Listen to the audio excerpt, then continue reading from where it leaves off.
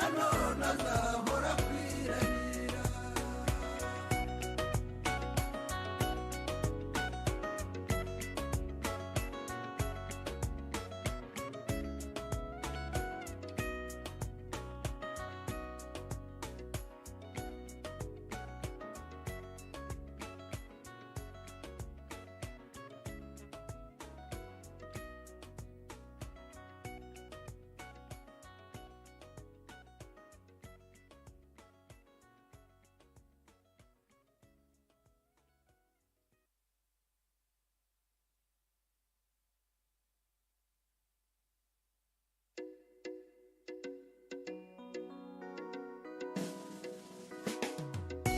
Nyemera mvunyishe nyambi itatsiraba, nyamibwa yanyuze namba mu ndege z'ijabiro, nyamunkomera yombi kuwanjye,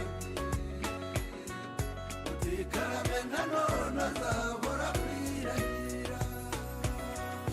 Tungabanya ababisha umushumba w'umugabo, ndirahira umukinzi ukingiye u Rwanda, murasari yaduhaze bw'imvura ukomeze, bazakarame nanone irindamuso ya twese. Nyemera mvunyishe nyambi itatsiraba, nyamibwa yanyuze namba mu ndege z'ijabiro, nyamunkomera yombi kuwanjye, utikarame nanone azahora kwirahira. Twibukiranye twese abavuka Rwanda, umugwa wa Karugamba nawe watagabiye, subiza agatima ibendera munyarwanda, ufashe tumuhe inguni n'indwara abafuzi. Nyemera mvunyishe nyambi itatsiraba, nyamibwa yanyuze namba mu ndege z'ijabiro, nyamunkomera yombi kuwanjye, utikarame nanone azahora kwirahira. Ntidutebuke imyaka twamaze ishyanga, ubu twese tuganje mu rwatubyaye, kakanama yagiye n'inyangamuzigo, niko kadugaruye kwizina umunyarwanda. Nyemera mvunyishe nyambi itatsiraba,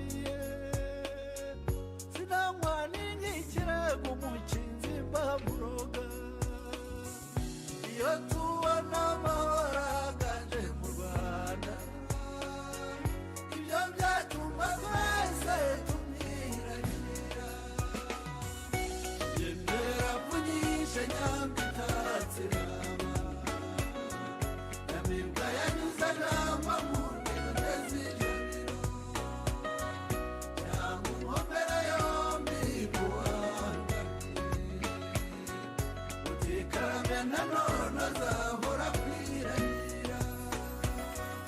iyo ngabire y'Imana yahaye u Rwanda ibihugu by'amahanga byararondowe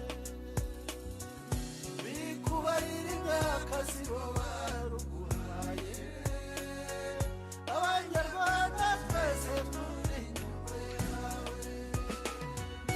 Nyemera mvunyishe nyambi itatse rama, nyamibwa yanyuze agamba mu ndege z'ijabiro, cyangwa inkomere yombi kuwandamye, utikarabe nanone azahora kwirahira.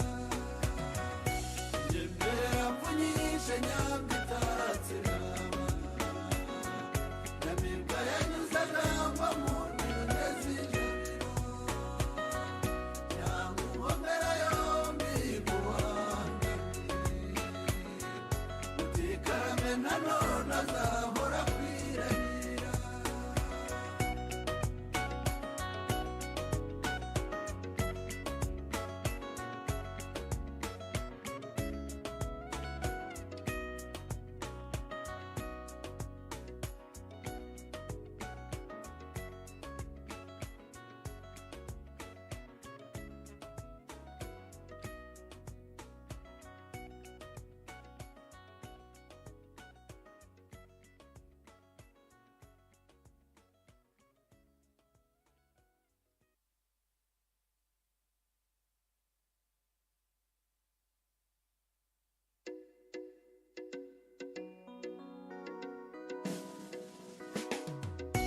Nyemera mvunyishe nyambi itatse rama, nyamibwa yanyuze agamba mu ndege z'ijabiro, cyangwa inkomere yombi kuwandamye, utikarabe nanone azahora kwirahira. tungabanya ababisha umushumba w'umugabo ndirahira umukinzi ukingiye u Rwanda. Murasabiye duhaze mwimbudu ukomeze, bazakarabe nanone ibindamuso ya twese. Nyemera mvunyishe nyambi itatse rama, nyamibwa yanyuze agamba mu ndege z'ijabiro, cyangwa inkomere yombi kuwandamye, utikarabe nanone azahora kwirahira. twibukiranye twese abavuka Rwanda, umugwa wa Karugamba nawe watangamiye. Subiza agatima impembero munyarwanda, ufashe tumuhe inguni nimba n'abafuzi. Nyemera mvunyishe nyambi itatse rama, nyamibwa yanyuze agamba mu ndege z'ijabiro, cyangwa inkomere yombi kuwandamye, utikarabe nanone azahora kwirahira. Ntidutebuke imyaka twamaze ishyanga, ubu twese tuganje mu rwatubyaye. Kakanama yagiye n'inyangamuzigo, niko kadugaruye kwizina umunyarwanda. Nyemera mvunyishe nyambi itatse rama, nyamibwa yanyuze agamba mu ndege z'ijabiro, cyangwa inkomere yombi kuwandamye, utikarabe nanone azahora kwirahira. Agabyinka mu gihugu ngo arwanye ubworo, ubugira inka mu Rwanda yongeye kuba indamutso. Umwana w'umunyarwanda aranywa amata agahaga, amavuta akisiga umwera wonye. Nyemera mvunyishe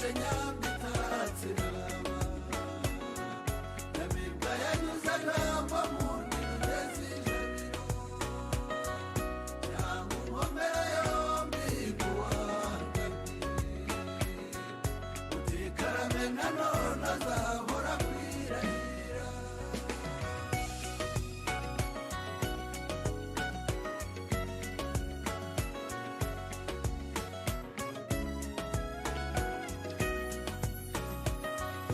ndangurura indirimbo nsingiza uwangabiye sinanywa n'ingikirego umukinzi mbamuroga iyo tubona amahoro aganje mu Rwanda ibyo byatuma twese tumwirahira.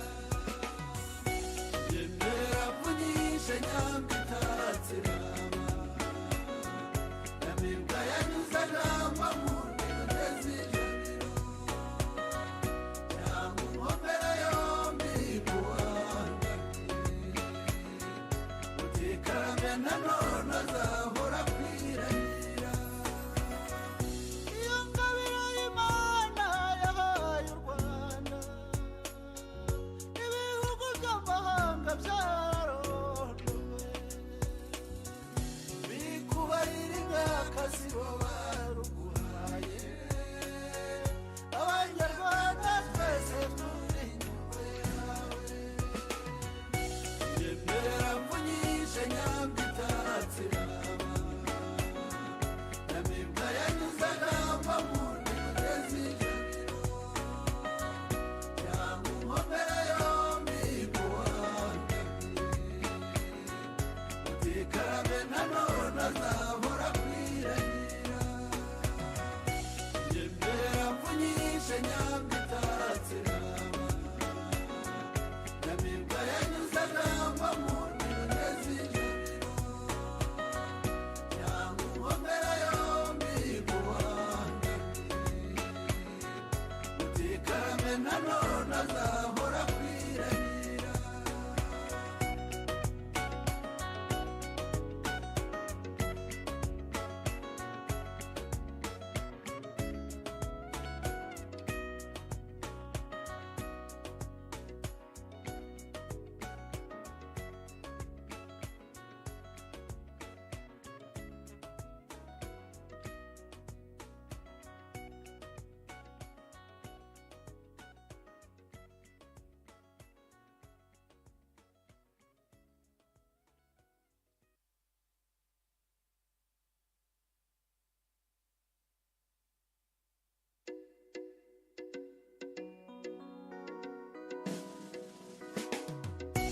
Yemera mvunyishe nyambi itatsirama nyamibwa yanyuze agamba mu ndege z'ijabiro cyangwa inkomere yombi guhanganye utikarame nanone azahora kwirahira.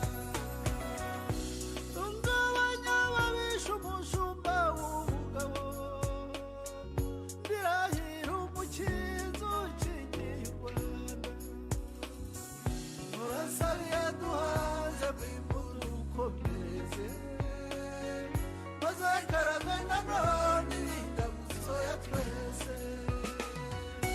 Yemera mvunyishe nyambi itatsirama nyamibwa yanyuze agamba mu ndege z'ijabiro cyangwa inkomere yombi guhanganye utikarame nanone azahora kwirahira. twibukiranye twese abavuka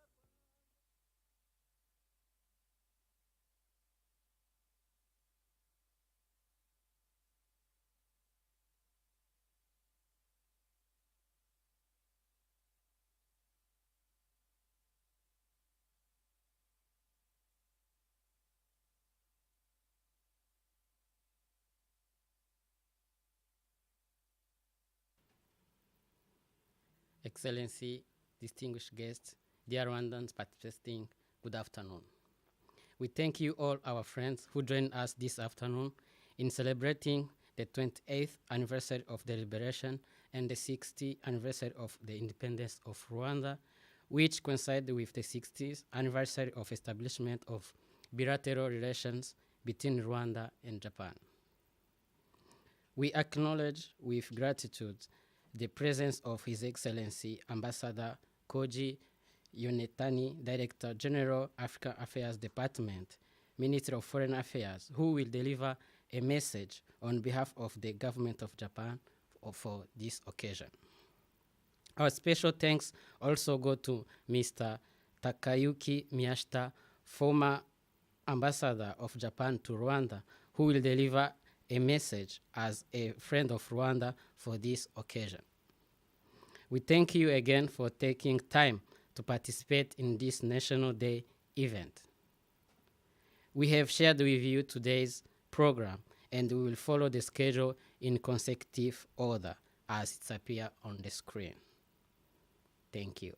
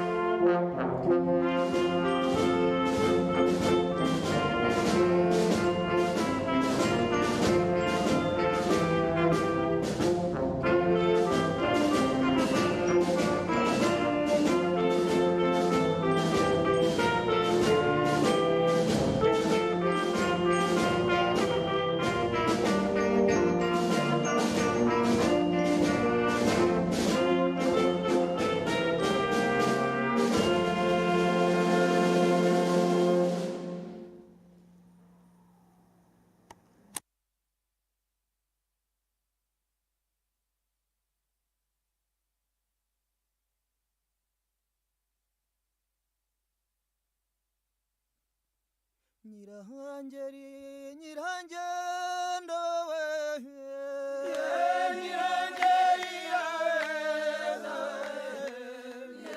turabaramutsa cyane ngutashya babiri bahombi we bambukikirinda turabaramutsa cyane ko bambukikirihinda we abakobwa turarira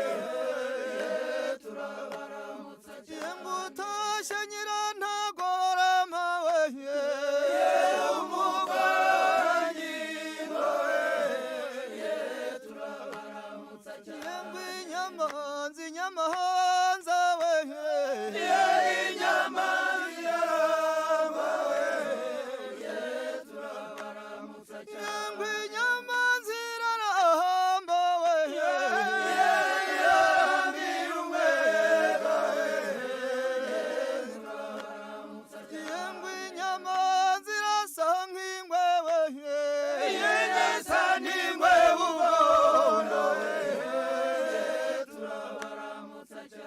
mutashurusha yawe utashurusha rehanyana zanyamazi bugondo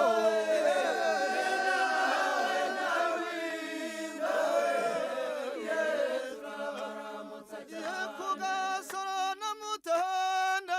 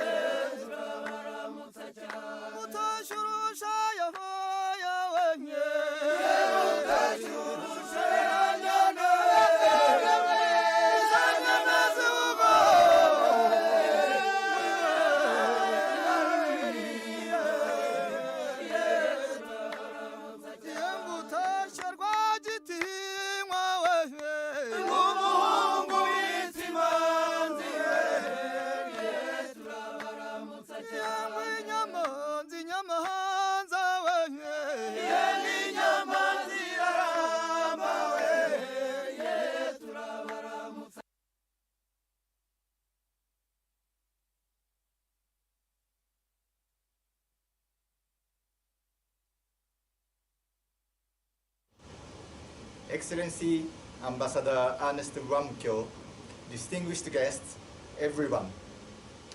Raho, I would like to express my profound appreciation for the kind invitation to the National Day reception to celebrate the 60th anniversary of Rwanda's independence and the 28th anniversary of the Liberation Day, following the commemorative ceremony in April. On behalf of the government of Japan, I would like to extend our sincere congratulations on this auspicious occasion. At the commemorative ceremony in April, as I paid tribute to the people of Rwanda for their commitment to overcome tragedies of the genocide and their tireless efforts toward national reconciliation and peace. I was also deeply moved by the spirit of Kwibuka, which has been passed down from generation to date. Keeping the past in mind, I am reminded that today is the day of celebration. Now, I would like to pay tribute to Rwanda for what it has been achieved and what it is striving to be. As I stated at the commemorative ceremony, Rwanda has made great strides under the leadership of His Excellency President Kagame and has become a model of African development. A country given birth 60 years ago, overcoming countless challenges, has not only achieved its recovery and development, but has also become a country which plays an important role in the international community with its transnational and trans-regional engagement. In the field of peace and stability, Rwanda has deployed more than 5,000 peacekeepers in the fifth largest number of all nations to various parts of the world. It has also contributed to the fight against terrorism and peace building not only in Africa but across the world. In health sector, Rwanda has a significant presence, including President Kagame's initiative for the early realization of equitable access to vaccines under the COVID-19 pandemic, and the recent announcement of the establishment of the first mRNA vaccine plant in Africa in cooperation with BioNTech, a German biotechnology company. Rwanda is also known in the world on gender, as it is known that the proportion of female representatives in the legislative branch is above 60%, the highest in the world. All of these achievements we see today demonstrate commitment of the people of Rwanda to turn tragic past to bring a bright future. As the 60 years of our friendly relationship shows, Japan has been one of the countries that has supported continuously Rwandan people through the hardships they have experienced since the independence, and has helped its efforts for peace and unity side by side. In particular, since the genocide back in 1994, Japan further extended its support for Rwanda's recovery by dispatching the self-defense forces under the peacekeeping operation law to assist in peace building, and provided assistance to refugees under the initiative of then UN High Commissioner for Refugees, Madame Sadako Ogata. In recent years, the bilateral business relationship involving private sectors has prominently developed, as seen in the growing number of Japanese companies having invested or expanded their business in Rwanda, and the number of Rwandan graduates of the Abe initiative, including those who are engaging in startup business. In addition, 22 members of JICA Overseas Cooperation Volunteers, 8 of whom had been, by the way, away from Rwanda due to COVID-19 outbreak, are now re-engaging actively in grassroots activities such as science education, vegetable cultivation, sports, and community development, deepening mutual understanding with people across Rwanda. So as the post-COVID-19 movement gains momentum around the world, Japan-Rwandan relations are beginning to resume to active people-to-people exchanges as we used to enjoy. Furthermore, as of May this year, a Japanese company commenced its operations for Japan's first ever drone technology-based medical supply delivery service, utilizing the technology developed and experimented in Rwanda. In this commemorative year of the 60th anniversary of our friendly relationship, I am very much pleased to see this technology developed in Rwanda and starting to be employed in Japan, manifesting the new stage of development of our bilateral cooperation. I am confident that TICA Day, to be held in August next month, will be an important opportunity to elevate the Japan-Rwanda cooperation to a higher level. In addition, as the food crisis in Africa, including Rwanda, worsens due to the ongoing war in Ukraine, we would like to take advantage of TICA Day to address the issue of how we can strengthen food security in Africa. Looking ahead to TICA Day, we are determined to continue working closely with Rwanda and make it an opportunity to strongly support African-led development and to set out a pathway for African future development. In the face of global peace and stability shaken and the international community faced with the growing crisis of division, we are reminded of the importance of the Rwandan people's Kwibuka, or the spirit of unity with which they have overcome tragedies and difficulties for brighter future. Noting what Turikumwe represents, I would like to conclude my speech by reiterating Japan's commitment to be with Rwanda and wishing for the further development of Rwanda and the further deepening of Japan-Rwanda relations. I wish all Rwandans peace and prosperity in the years ahead. Murakoze Chane. Thank you very much.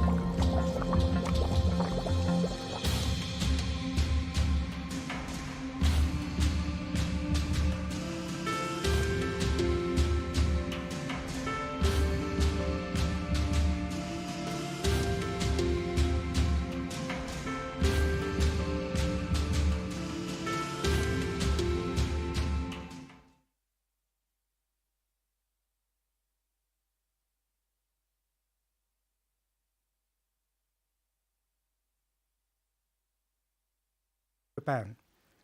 Mr. Koji Yonetani, Director General of African Affairs Department, Ministry of Foreign Affairs. It is my great honor to participate in this important ceremony today. Ambassador Muramukyo, thank you very much for inviting me to this very important occasion. I wish to congratulate you on the 28th Liberation Day of Rwanda and the 60th anniversary of our diplomatic relations. When we look back the history, Rwanda gained independence from its colonial power on July the 1st, 1962. Soon after having been recognized by countries of every corner of the world, Rwanda, as a sovereign state, started establishing diplomatic relations with many countries around the world. With Japan, the diplomatic relations were established in July 1962, just after the independence.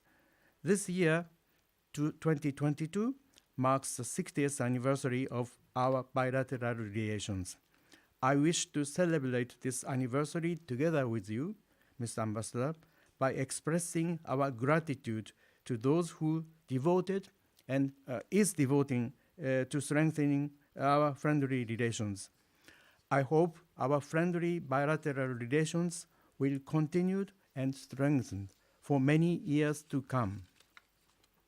After Rwanda gained its independence, the political and the social circumstances in the country were, frankly speaking, not always so stable. Rwandans were sometimes divided and confronted each other. Even a coup d'etat broke out in the early 1970s. This was a time of division and confrontation. People had to endure the hard time. And at last, the end of this dark era, the horrible, brutal genocide broke out from April 6 to July the 4th, 1994. Within 3 months, over 1 million Rwandans lost their lives. During this difficult time, the Japan-Rwanda bilateral relations at political level were not necessarily active, but there was one unique and remarkable achievement by a Japanese banker. That was Mr. Masaya Hattori, governor of the Central Bank of Rwanda between 1965 and 1971. Today, I will touch upon his story very short due to time constraints. For details, kindly refer to the book Diary of Governor of the Central Bank of Rwanda. Unfortunately, the book is only in Japanese language. Mr. Masaya Hattori was born in 1918. He was working at the Bank of Japan, which corresponds to the Central Bank of Japan. In 1965, by the request of the IMF, he assumed the post of the governor of the Central Bank of Rwanda. His first assignment in Rwanda was just for 1 year, but he extended several times up to 1971. During these days, he energetically devoted himself to national development of Rwanda. In concrete, he engaged himself especially in the field of currency reform, tax reform, fiscal reform, and industrial development. As a whole, he made a great contribution to consolidating the administrative framework of government and improving economic structures of Rwanda, which made future rapid growth possible. As a result, consumer price has been stabilized, foreign currency situation has been improved, agriculture production has dramatically increased, both export and import have expanded, and so on. Later on, he became vice governor of the World Bank and continued to devote himself in the field of international finance. To my regret, he passed away in 1999, but if he hadn't come to Rwanda at that time, Rwanda couldn't have developed so far as we see it today. At least it would have taken much more time to reach the same development stage. On July the 4th, 1994, the darkest days in the history of Rwanda ended, and Rwanda started to move forward to the bright future together in unity. Rwanda was finally liberated, but liberated means just a starting point. And the most important things are how to reconstruct the country from the rubbles, and how to reconcile all Rwandans who were divided and confronted for many years. These are very difficult challenges, but to my surprise, Rwandans have got them done in a quite short period of time. I really respect Rwandans for their tremendous effort to overcome difficulties and to pave way to the future. In the last 28 years, Rwanda has registered a lot of remarkable achievements in social and economic spheres. Today, I will touch upon only 4 points among them. 1, business environment. 2, gender equality. 3, intolerance against corruption. And 4, national reconciliation. 1, business environment. Today, Rwanda is known as a country where business environment is excellent, an easy place to start business in many ways.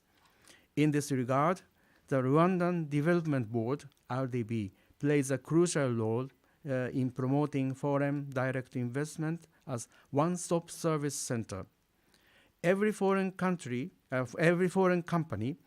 which wishes to invest in Rwanda will be supported by the RDB. In many cases, registration can be done in a few hours. This makes it possible to start business on the following day. Thanks to the comprehensive support by the RDB, quite a few Japanese companies, especially young entrepreneurs from Japan, have already started business in Rwanda. The number of the Japanese companies registered in Rwanda has climbed up to 30. According to the Doing Business Report 2020, an annual report published by the World Bank, Rwanda is ranked to the 2nd position next to Mauritius in African region, and the 38th position in the entire world. 2, gender equality. Rwanda is known as an advanced country in terms of gender equality. A little while ago, the female ratio in the parliament exceeded 50% for the first time in the world. And at this moment, 61.3% are women. Also in the cabinet, about 55% female ministers. According to the Gender Equality Ranking 2021, an annual report published by the World Economic Forum in Geneva, Rwanda is ranked to the 8th position among 156 countries in the world. 3. Intolerance against corruption. According to my experience in Rwanda some years ago, government, communities, and people, the whole society in the country was very strict against corruption. Regardless the amount of bribe, corruption was punished strictly. I think this made it possible to keep Rwanda corruption-free. And this is also a big point for foreign investors. I think this is the very reason why so many young Japanese entrepreneurs are interested in Rwanda, and they have already started actual business there. According to the Corruption Perception Index 2021, an annual report published by Transparency International, Rwanda is ranked to the 4th position in African region after Seychelles, Botswana, and Cabo Verde. 4. The last point, national reconciliation. During the time of genocide, over 1 million Rwandans lost their lives. Many of them certainly lost their beloved family members, relatives, and friends. And now, 28 years after the inferno, the survivors in the victim's family are still suffering from trauma or mental damage, or yet to be freed from nightmare. However, in my personal view, Rwandans understand very well the importance of breaking psychological barriers between victims and assailant, which has deeply divided the nation for many years. And now, in my understanding, Rwandans came to have common recognition that national reconciliation by forgiveness is the foundation for peace and stability, as well as for national development. And finally, they have overcome difficulties from the past and gained national reconciliation and national development at the same time. I wish to congratulate all Rwandans for this successful achievement. In recent years, Japan-Rwanda relations have been developing so successfully in many fields. Especially this year, many events are planned, commemorating the 60th anniversary of our relationship. In Japan, Rwanda Week is planned and prepared in Fukushima City and Koriyama City in the week of July 18th. I understand Ambassador Ruamukyo will be participating in these events, and I hope through these events, the mutual understanding between the people of Japan and people of Rwanda will be deepened, and the friendly relationship between Japan and Rwanda will be further strengthened. In closing, I want to thank you, again, Ambassador Ruamukyo, for organizing this event today and having invited me. I served in Rwanda as Ambassador of Japan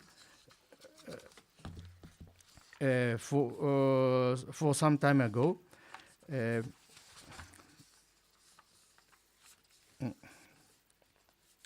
Sorry.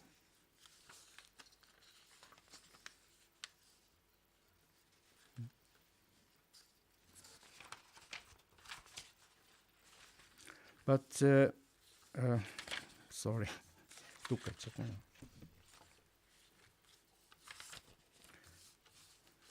But I have a very wonderful memory of Rwanda, and after I resigned, I graduated from the Ministry of Foreign Affairs. I still engaged in the Japan-Rwanda relations. This is my great honor and pleasure. I think I want to say that I'm very committed to work hard for the Japan-Rwanda relations for the future. And Ambassador, I'm always at your disposal. Thank you very much. Murakoze-chan, thank you very much. Murakoze.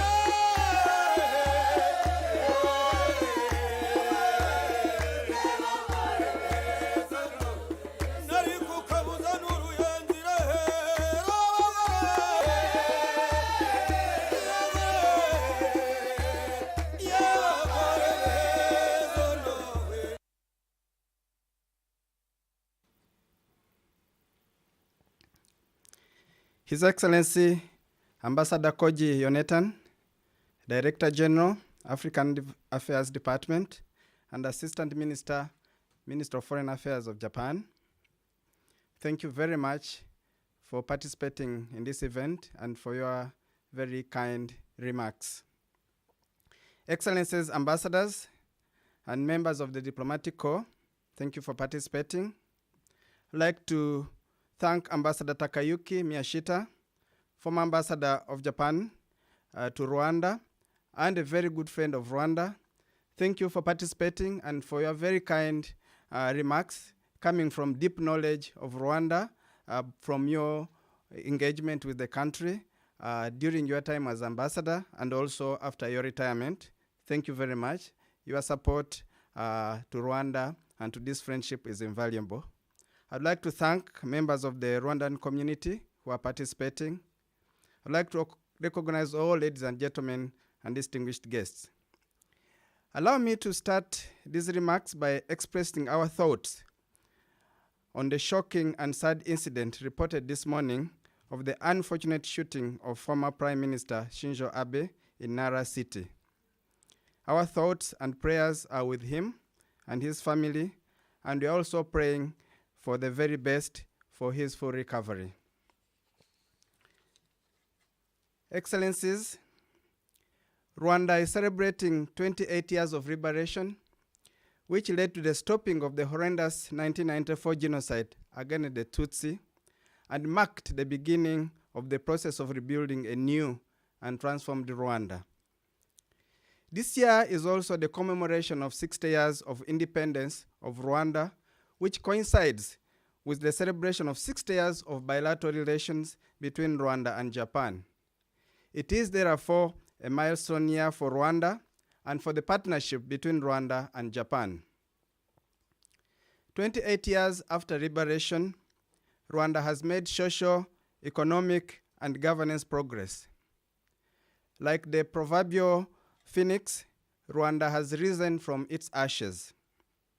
A country that was a failed state over 2 decades ago has become a model for successful post-conflict nation building. The economy, which had ground to a halt, has rebounded strongly. Rwanda's economy has grown at an average annual GDP growth rate of 7.5% per annum since 2007. This makes the country the second fastest growing economy in Africa, according to the World Bank Doing Business Report of 2020. It's also the most improved nation in human development in the world, according to the United Nations Human Development Index. The economy enjoys stable macroeconomic environment. Per capita income has nearly quadrupled from US dollars 220 in 2000 to US dollars 787 in the year 2020.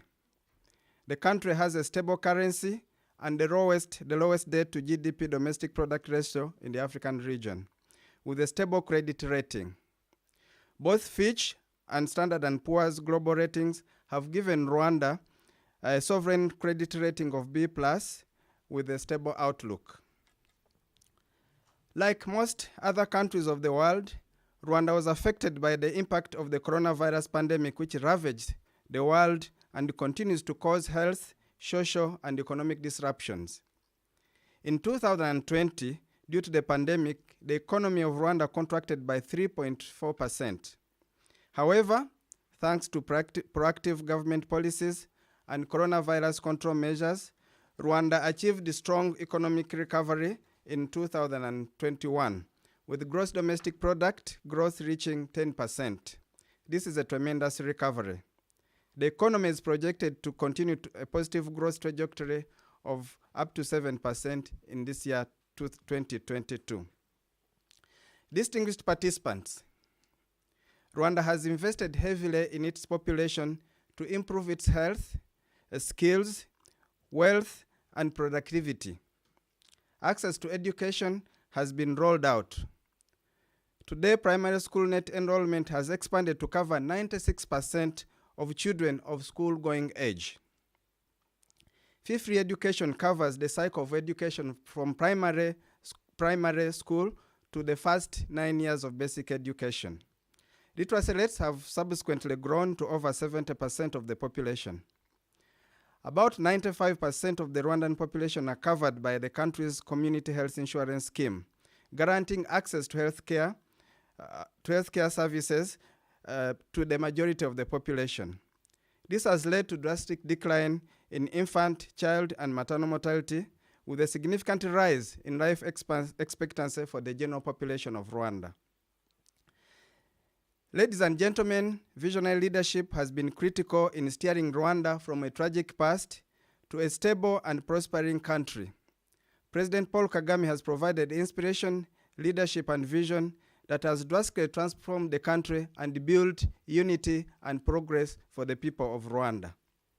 Excellencies, Rwanda is also playing its rightful role on regional and global matters, working with many partners around the world on issues of peace and security, on issues of climate change, responding to the plight of refugees and immigration challenges, and the achievement of sustainable development goals. On peace and security, Ambassador Jonathan expounded this quite eloquently. According to the United Nations reporting, as of 31st December 2021, Rwanda was the second largest UN peacekeeping troop contributing country in the world, with 5,793,000 troops deployed in active UN peacekeeping missions in different parts of the world. This is an addition to troops deployed in active combat under bilateral arrangements with friendly countries like Mozambique, Rwandans deployed in the northern province of Mozambique of Cabo Delgado, and in Central African Republic. Rwanda is committed to continue playing a positive and constructive role on regional and global issues, working with our friends and partners all over the world. Friends, this year, Rwanda and Japan celebrate 60 years of bilateral relationship. Over the last 60 years, the two countries have built an unbreakable bond of friendship.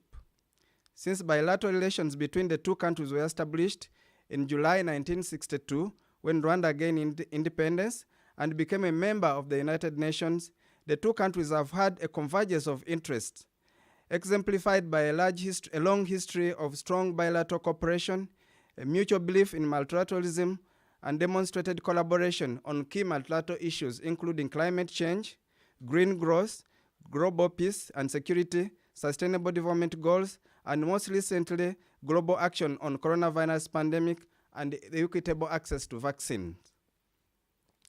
The relationship between Rwanda and Japan grew even stronger in the immediate aftermath of the 1994 genocide against the Tutsi. This started when Japan sent a humanitarian assistance mission to Rwanda in 1994 and was firmly cemented in January 2005 when Japan and Rwanda concluded the agreement on technical cooperation, which remains in implementation today.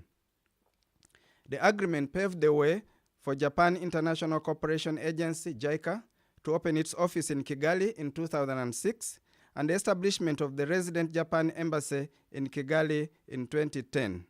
This is the mission that our friend Ambassador Miyashita was so proud to serve. Since then, the relationship has grown to even greater heights.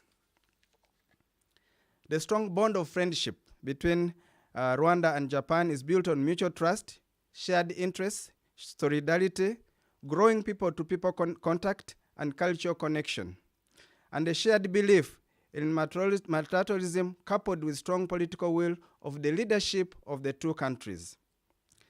There has been high-level connection between the political leaders of Rwanda and Japan. President Paul Kagame has participated in Tokyo International Conference on African Development, TICAD summits. He also made an official visit to Japan in January 2020, where he met the leadership of Japan and had very productive discussions.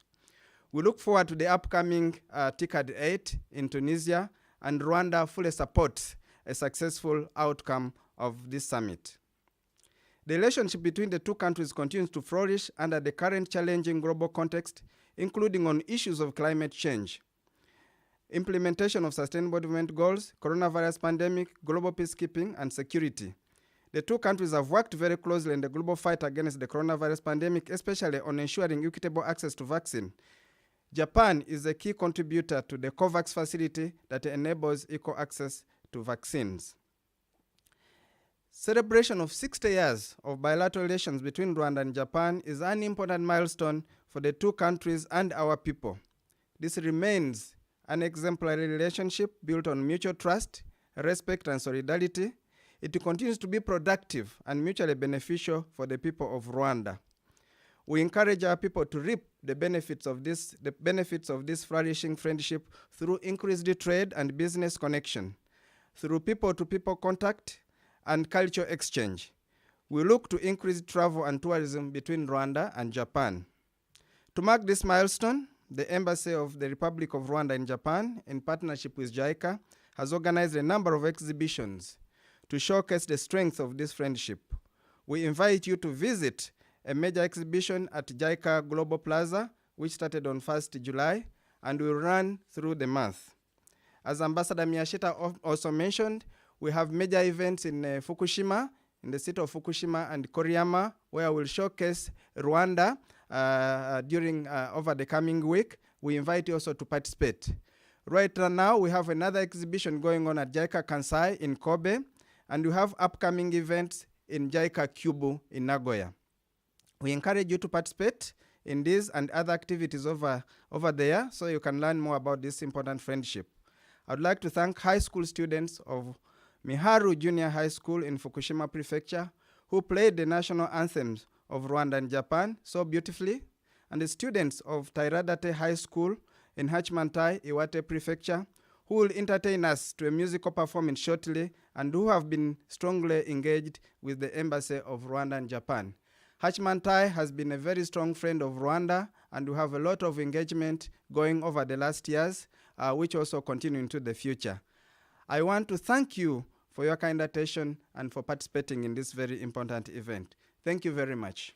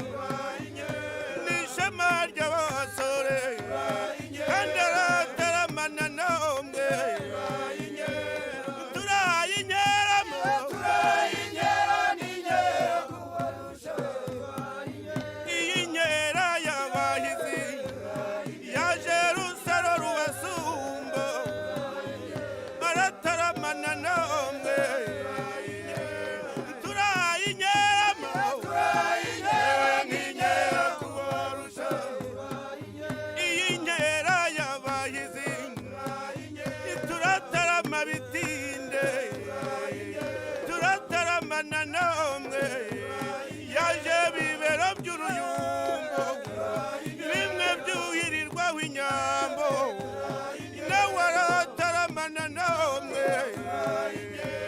turayinyeramo yaje byano bisa n'ibyonsi bimaze koga ku gasusuruko nawe arataramana namwe turataramira bezamo turayinyeramo yewe nk'inkera kubarusha iyi nkera y'abahizi turatarama bitinde tuyiterekemo intango kandi n'intango y'abahizi abasaza bivuga imyato abakecuru avuza impundu turayinyero yewe nk'inkera kubarusha iyi nkera y'abahizi urukerereza rw'u Rwanda itwambaye twiteye yadutamirije ibitako inkindi zica ibyego turayinyero inkera kubarusha iyi nkera y'abahizi turataramana namwe kandi dutaramira beza tubizihize murebo kandi koko mukwiye ibirori turayinyero yewe nk'inkera kubarusha turayinyero.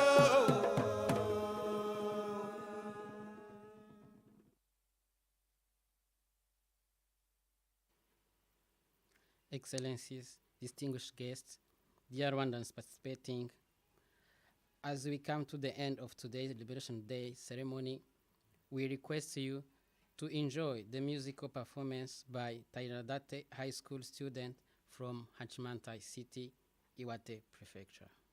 Thank you.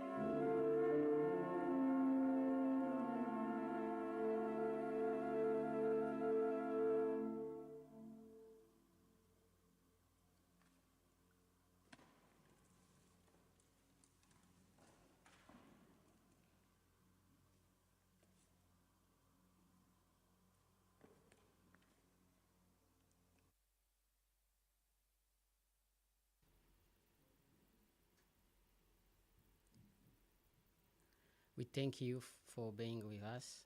Arigato gozaimasu.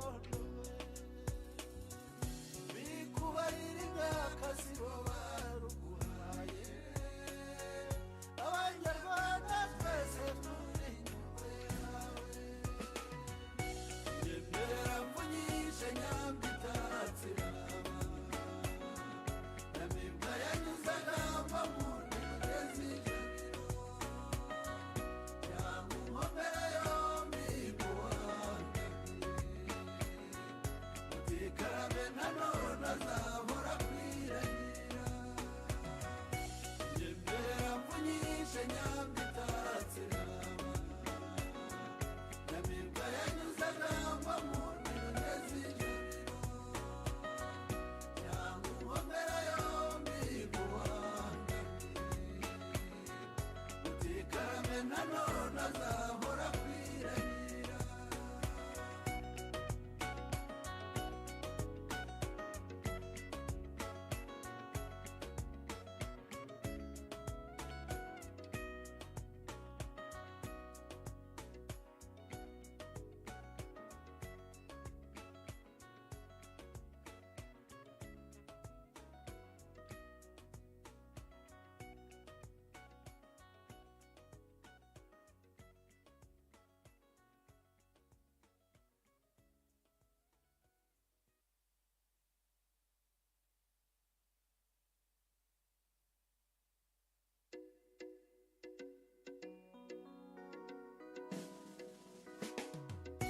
Yemera mvunyishe nyambitatsiraba, nyamibwa yanyuze agamba mu ndege z'ijabiro, yamunkomera yombi kuwanjye, utikarame nanone azahora kwirahira. Tungabanya babisha umushumba w'umugabo, ndirahira umukinzi ukingiye u Rwanda, murasabiye duhaze bw'imbuto ukomeze, maze karame nanone ibingamuso ya twese. Yemera mvunyishe nyambitatsiraba, nyamibwa yanyuze agamba mu ndege z'ijabiro, yamunkomera yombi kuwanjye, utikarame nanone azahora kwirahira. Twibukiranye twese abavuka Rwanda, umugwa wa Karugamba nawe watangamiye, subiza agatima impembero munyarwanda, ufashe tumuhe imbuni nimba n'abafuzi. Yemera mvunyishe nyambitatsiraba, nyamibwa yanyuze agamba mu ndege z'ijabiro, yamunkomera yombi kuwanjye, utikarame nanone